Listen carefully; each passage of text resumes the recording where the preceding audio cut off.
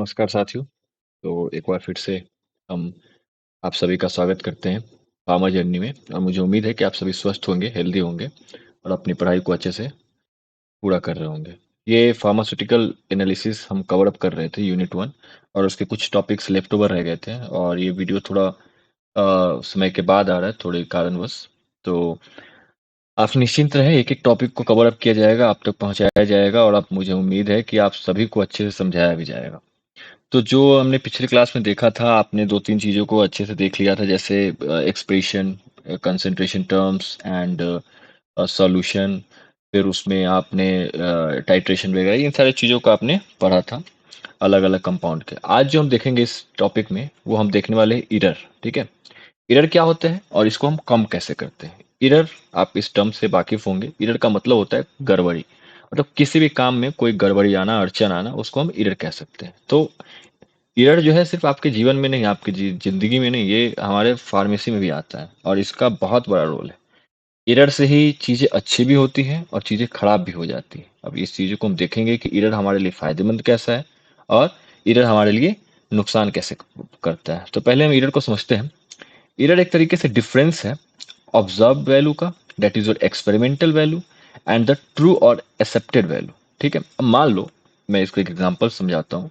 पहले तो इसके फॉर्मूला को देखते हैं। अगर मतलब कॉमन टर्म में बात करें तो एरर जो होता है, यहाँ पे लिखा हुआ है, सॉरी, एरर जो होता है वो आपका स्टैंडर्ड वैल्यू में से ऑब्जर्व वैल्यू को हम घटा देते हैं। मान लेते हैं हम किसी लैब में काम कर रहे हैं और हम 20 mg जो है, 20 mg हमको फार्मास्यूटिकल कंपाउंड चाहिए। मान लेते हैं हमको पैरासिटामोल ही चाहिए, चलिए एक दवाई ले लेते हैं। 20 mg चाहिए, ठीक है।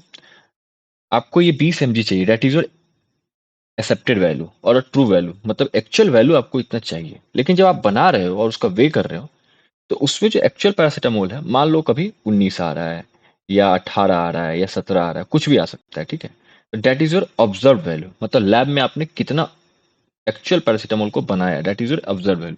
तो इस वैल्यू को ना आप एक्चुअल वैल्यू से घटा दो और कितने का ईरर आ जाएगा, दैट इज योर 1। तो जो आपका जो लेफ्ट ओवर पार्ट रह जाता है वो ईरर हो जाता है। जैसे मान लो आपने 20 mg कंपाउंड पैरासिटामोल बनाना चाहा, 19 mg ही आपका बना, that is your observe value. आपको पता लगाना है कि इसमें ईरर कितने अमाउंट का रहेगा, that is your standard value minus observe value, 20 minus 90, that is 1। मैंने एक एग्जाम्पल से समझाया, आपको अच्छे से समझ में आ गया होगा। एरर जो है वो एक्यूरेसी को भी इफेक्ट कर सकता है और प्रिसीजन को भी। ठीक है, अब आप समझो कि एक्यूरेसी क्या होता है, प्रिसीजन क्या होता है। एक पे एक छोटा सा मैंने एक नोट्स भी दिया है इस पे, क्योंकि डायरेक्टली 2 नंबर और 5 नंबर में क्वेश्चन पूछा जाता है। एक्यूरेसी का मतलब होता है क्लोजनेस टू ट्रू वैल्यू।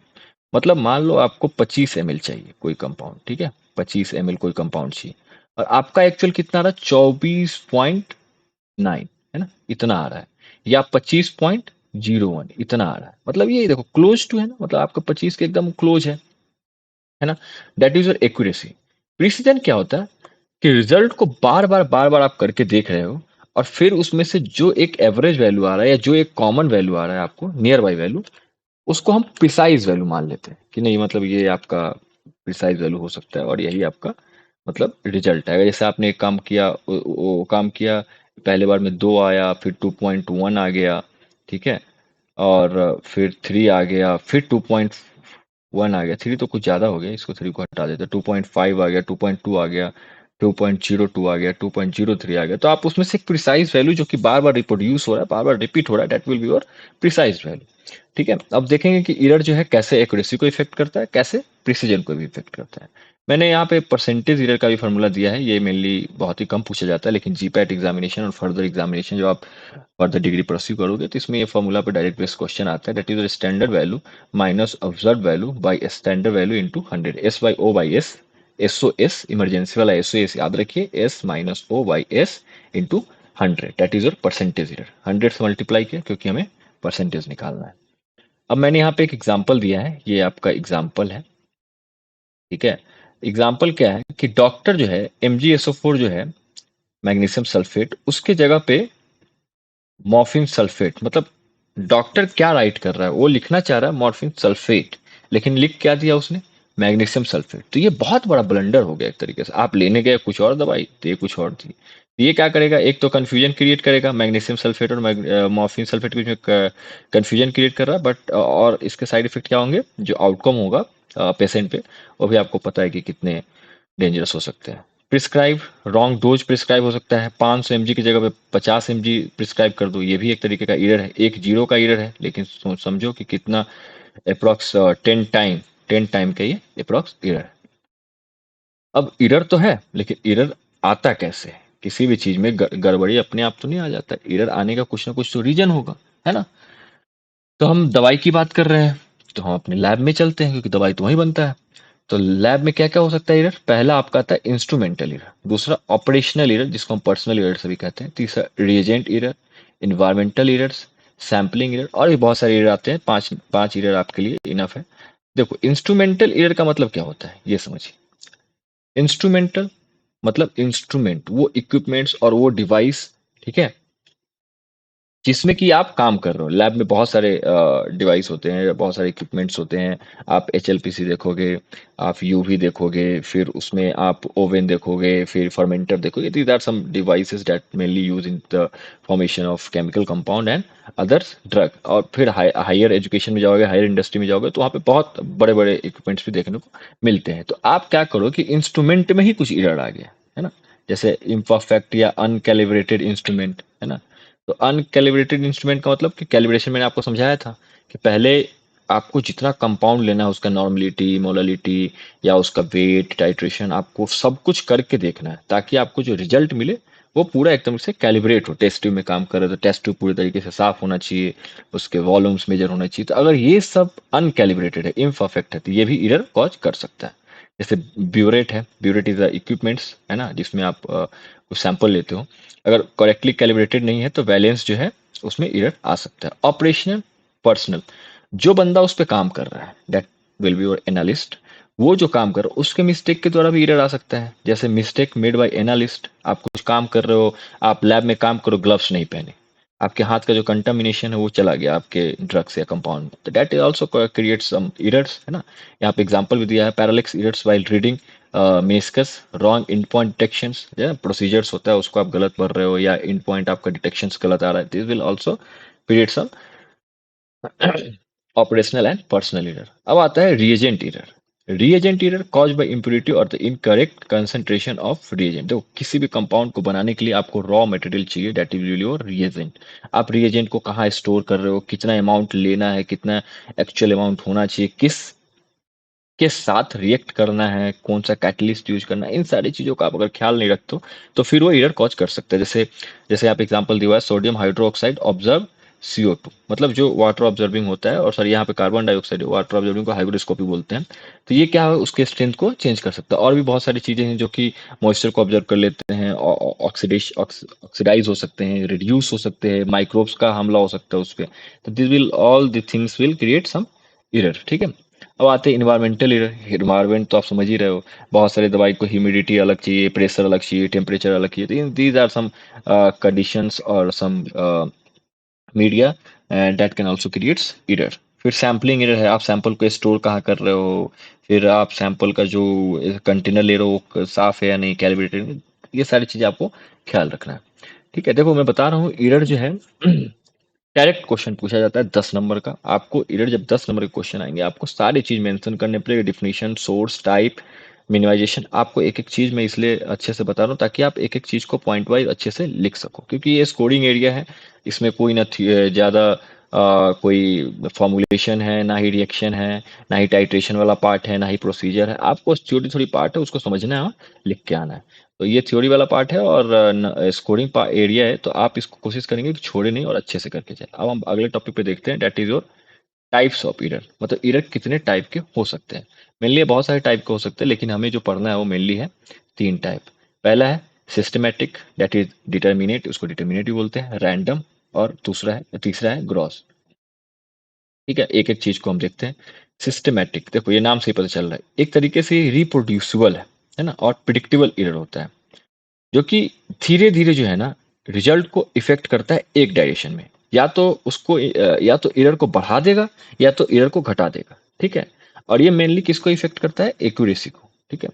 और ये क्या होता है, मेनली जो है एनालिस्ट के द्वारा होता है, मतलब एनालिस्ट के एरर के कारण, that is your personal error, उसके कारण कॉज होता है। आप सिस्टमिक एरर को समझिए, मेनली मैं आपको अच्छे से समझाता हूँ। मान लो कोई एनालिस्ट है जो कि लैब में काम कर रहा है, ठीक है, उसको एक कंपाउंड बनाना है। अब कंपाउंड को एक्यूरेट बनाने के लिए अब मान लो एक एक्यूरेट डेटा होगा, date is 25 mg 20 mg 10 mg, उस इन पॉइंट तक उसको पहुंचना है। लेकिन कुछ कारणवश कोई एरर आ गया या कोई फिक्स नहीं किया कोई इक्विपमेंट्स को, या कोई कंपाउंड के रीजेंट को सही से नहीं लिया, तो उस एंड पॉइंट तक वो पहुंच नहीं पा रहा है। तो क्या होगा, या तो एरर ज्यादा हो जाएगा, जो हमारा रिजल्ट आ रहा है वो ज्यादा हो जाएगा, या रिजल्ट जो है वो कम आ जाएगा। किसके स्टैंडर्ड में, किसके कंपेरिजन में, ट्रू वैल्यू के, ठीक है। तो एक तरीके से ये सिस्टमैटिक हो गया, डिटर्मिनेट, ठीक है। एक तरीके से हमको ये पता है, प्रिडिक्टेबल है कि ये रिजल्ट जो है गलत देगा, क्योंकि आपको पता है कि हमने क्या क्या सैंपल लिए हैं, इसलिए इसको हमने सिस्टमेटिक में डाला है। इसके कॉजेज क्या हो सकते हैं? पहला तो मेन रीजन है इंस्ट्रूमेंट। पता है आपको, इंस्ट्रूमेंट आप सही से अच्छे से कैलिब्रेट नहीं करोगे तो वो एरर कॉज करेगा। इसमें भी एग्जांपल ले सकते हो आप। दूसरा है रिएजेंट, मैंने आपको रिएजेंट ही बताया। तीसरा पर्सनल, है ना। फिर आखिरी है मेथड। आप जिस प्रोसीजर को फॉलो कर रहे हो, पहले इसको वाटर के साथ ट्रीट करना है या ये फॉर्मुलेशन लेना है, उस प्रोसीजर को आप फॉलो नहीं कर रहे हो। लाइक अगर मान लो फिनाइल पैथिलीन को हम यूज करते हैं स्ट्रॉन्ग एसिड बेस टाइट्रेशन में, यहाँ आप मिथाइल ऑरेंज या मिथाइल ब्लू का यूज कर लो, है ना। तो थोड़ा बहुत आपको एकदम गाइडलाइन के थ्रू चलना पड़ता है। आप जब आगे आओगे, आगे सेमेस्टर में आओगे, तो वहाँ पे आपको पढ़ने को मिलेगा एसओएस क्या होता है फार्मेसी के टर्म में, है ना। बहुत सारे शेड्यूल बनाए हुए हैं, उसको आपको फॉलो करना होगा। अभी आप फर्स्ट सेमेस्टर में फार्माकोपिया पढ़ोगे, जो कि एक तरीके से गीता है हमारे फार्मेसी का, ठीक है। अब अगला टॉपिक देखते हैं, अगला टाइप देखते हैं, दैट इज रैंडम। रैंडम नाम से पता चल रहा है कि रैंडमली होगा। ये एक तरीके से अनप्रिडिक्टेबल होता है, किसी को पता नहीं होता, रैंडमली हो सकता है। इसमें इन्वायरमेंटल फैक्टर भी हो सकता है, फ्लक्चुएट भी हो सकता है, डेटा बढ़ा सकता है, घटा सकता है, कोई बीच में आ सकता है। तो ये मेनली किसको इफेक्ट करता है? प्रिसाइज को। प्रिसाइज और एक्यूरेसी में आपको यहाँ फर्क समझ में आ रहा हो। यहाँ पे डेटा जो है फ्लक्चुएट हो रहा है, यहाँ पे डेटा मल्टीपल आएगा, रिप्रोड्यूस होगा। आप मान लो 20 हो गया, 20.01 हो गया, 19.09 हो गया, 20.02 हो गया। That is your many different kind of data that will you obtain while doing your procedure in lab during random error। जब आप रैंडम एरर करते हो तो इसमें आपको एक या तो बढ़ता हुआ या तो घटता हुआ पॉइंट नहीं मिलेगा। उसमें क्या होता है कि आपको एक्यूरेसी, मतलब एक्यूरेट डेटा चाहिए होता है। अब मैंने बताया एक्यूरेसी और प्रिसीजन क्या होता है। ये मेनली किसको इफेक्ट करता है? प्रिसीजन को। इसलिए ये अनप्रिडिक्टेबल होता है, हमें पता नहीं होता है कि वेरिएशन जो है, वेरिएशन का जो रिजल्ट होगा वो कैसा रिजल्ट होगा। मेनली जो कॉज है इसका, uncontrollable changes in experimental condition. Experimental condition mainly environmental condition है, प्रेशर, टेम्परेचर या ह्यूमिडिटी चेंज हो गया उसके कारण हो सकता है, या कोई लाइट या कोई गैस, या रीडिंग इंस्ट्रूमेंट है उसमें कुछ फ्लक्चुएशन आ रहा है, ठीक है। ये सारे कुछ कॉजेज है। एग्जांपल आप देख लो, टेम्परेचर चेंज हो गया, वो सॉल्यूशन वॉल्यूम को चेंज कर सकता है। पैरालेक्स एरर, जब आप मिनिसिस को पढ़ रहे हो उसमें एरर आ सकता है। आखिरी जो है, तीसरा जो है आपका, तीसरा टाइप जो है वो आपका क्या है? ग्रॉस एरर, ठीक है।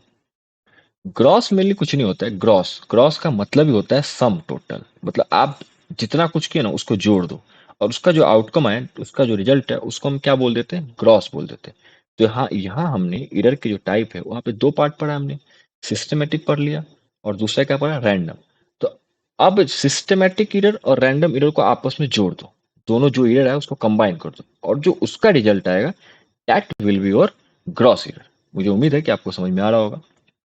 ग्रॉस ईयर जो है वो बहुत बड़ा मिस्टेक होता है, केयरलेस के कारण, नेग्लिजेंस के कारण, मिसअंडरस्टैंडिंग के कारण। तो ये जो है एक सीरियस इफेक्ट कॉज कर सकता है, ठीक है। सिस्टमेटिक में एक्यूरेसी आ रहा था, और रैंडम में प्रिसीजन, और दोनों को जोड़ दिए तो ये एक्यूरेसी को भी हार्म कर सकता है और प्रिसीजन को भी डैमेज कर सकता है, ठीक है।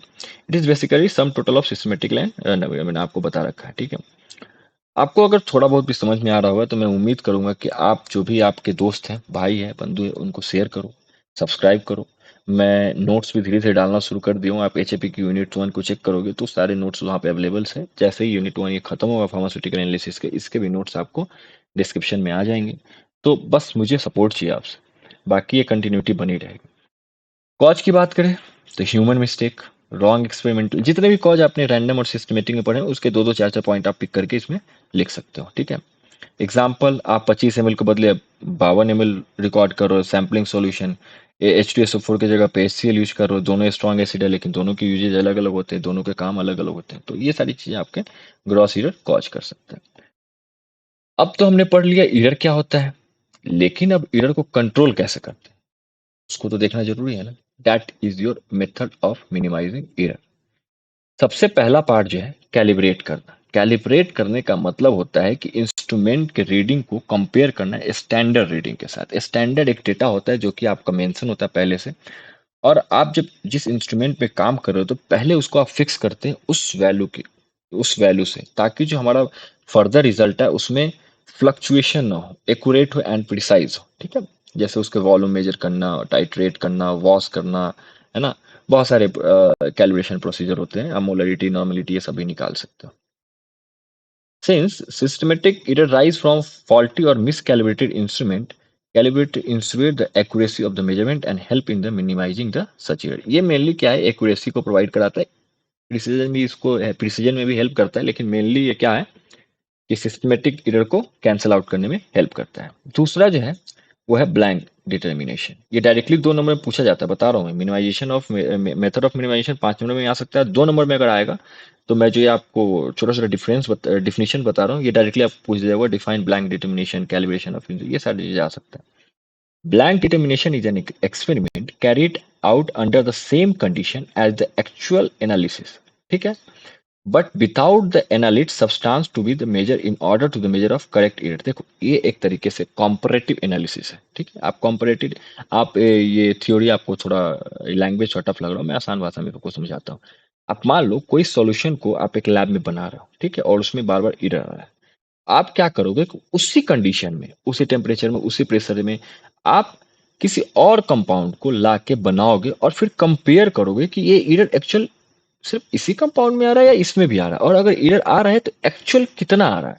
मतलब सेम कंडीशन में आप क्या होगा कि बिना उस एनालिट को लिए हुए, जिसके में एरर आ रहा है उसको आपको नहीं लेना है, आपको ब्लैंक चीज लेना है और फिर उस पे करना है। अगर उस इन्वायरमेंट के कारण कुछ एरर आ रहा होगा, टेम्परेचर, ह्यूमिडिटी, प्रेशर, फिर आप उसको आप ठीक करोगे। तो that will be your blank determination. ठीक है, जैसे उसके रीजेंट हो गए, इम्प्योरिटीज हो गए, इन्वायरमेंटल फैक्टर हो गए। इम्प्योरिटीज है जैसे माइक्रोब्स वगैरह कर सकते हैं। अगर मान लो आपका लीकेज है, वाटर लीकेज है, आप प्रॉपर गेटअप में नहीं हो, मास्क, लेबोरेटरी एप्रोन में नहीं हो, तो ये सारी चीजें भी जो है एरर कॉज कर सकता है।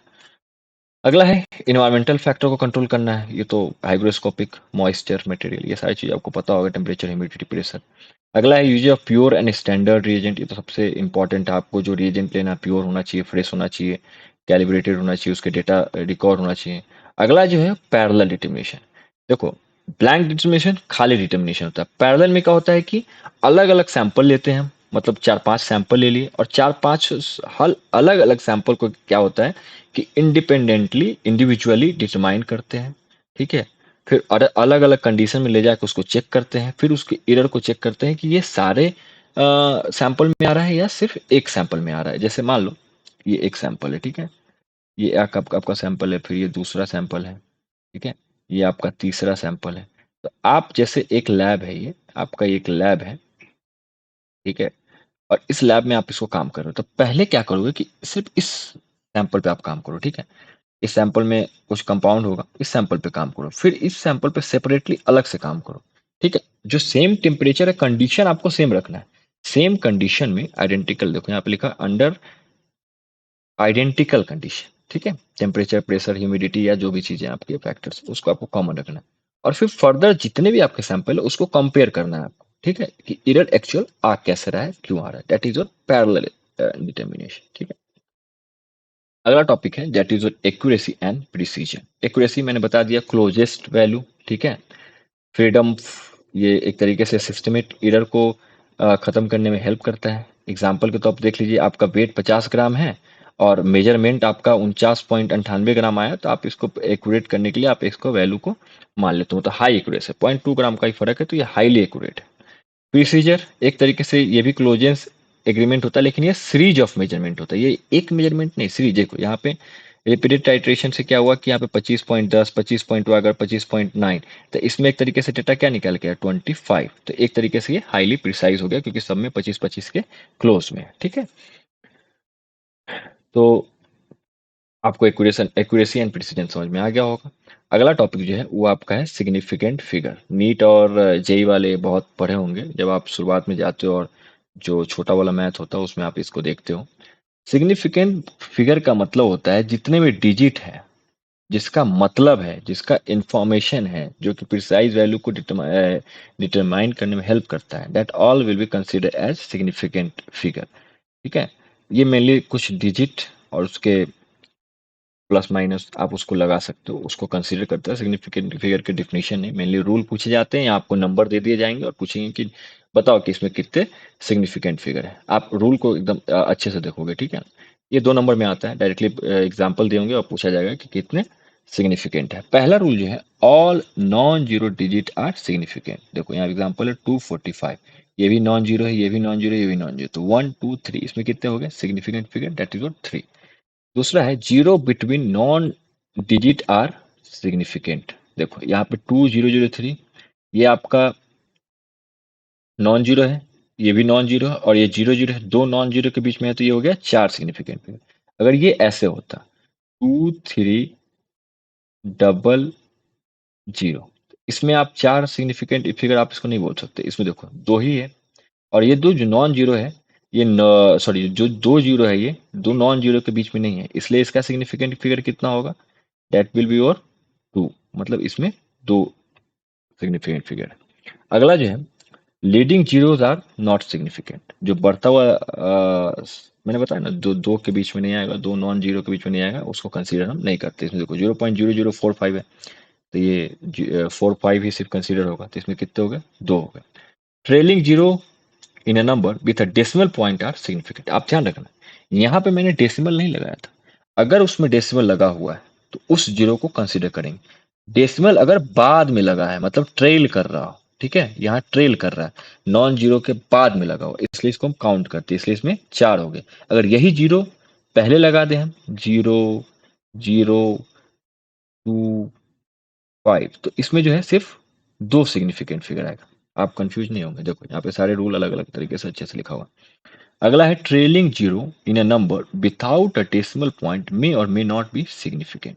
ठीक है, ये सिग्निफिकेंट नोटेशन पे डोनेट करता है। जैसे आपको 2500 है, तो इसमें दो भी सिग्निफिकेंट फिगर हो सकता है, तीन भी हो सकता है, चार भी हो सकता है, डिपेंड करता है कि एग्जामिनर पूछा कैसे। अगर उसको 2.5 इंटू 10 to the power 3 करके लिखा हुआ है, तो इस पार्ट को हम कंसीडर नहीं करते, क्योंकि ये सारे जीरो वाले पार्ट है, सिर्फ ये दोनों पार्ट कवर अप होता है, that is your two significant figure. अगर यहाँ पे 2.50 इंटू 10 to the power 3 होगा, तो देखो ये जीरो जो है ट्रेलिंग जीरो है, पॉइंट के बाद आ रहा है, तो इसलिए ये तीनों काउंट होगा, that is your 3 significant figure. आज का टॉपिक यहीं तक रखते हैं। इसमें एक पॉइंट बच रहा है, फार्माकोपिया। फार्माकोपिया मेनली एक किताब होता है जिसमें कि गाइडलाइन सारे दवाई के दवा जो भी जितने रिकॉर्ड्स स्टैंडर्ड वैल्यू सारी चीज़ें मेंशन होती है, और उसी के अकॉर्डिंग जो है हमें पढ़ना होता है, ठीक है। तो फार्माकोपिया जो है आपके फार्मास्यूटिकल एनालिसिस और भी बहुत सारे सब्जेक्ट है, जो सब में कॉमन आता है। 5-10 नंबर का 110% क्वेश्चन रहता ही है उस पर। तो मैं उसको सोच रहा हूँ कि एक अलग से अच्छे से छोटा सा लेक्चर आपको, जो कि पूरा एग्जाम पॉइंट ऑफ व्यू से होगा, मैं बना दूंगा। फिर यूनिट 1 आपका कवर अप हो जाएगा। मुझे उम्मीद है कि आज का लेक्चर जो भी चीज़ें आपको मैंने बताई है अच्छे से समझ में आया होगा। आप सभी चैनल को सब्सक्राइब करेंगे, शेयर करेंगे और अपने दोस्तों तक पहुंचाएंगे। और आपको कोई भी दिक्कत आ रहा हो, आप डायरेक्टली कमेंट करो, ठीक है। मैं कोशिश करूंगा जितना जल्दी वो सॉल्व कर सकूं, ठीक है। तो आज का वीडियो यहीं तक था। धन्यवाद। सब्बा खैर। Thank you.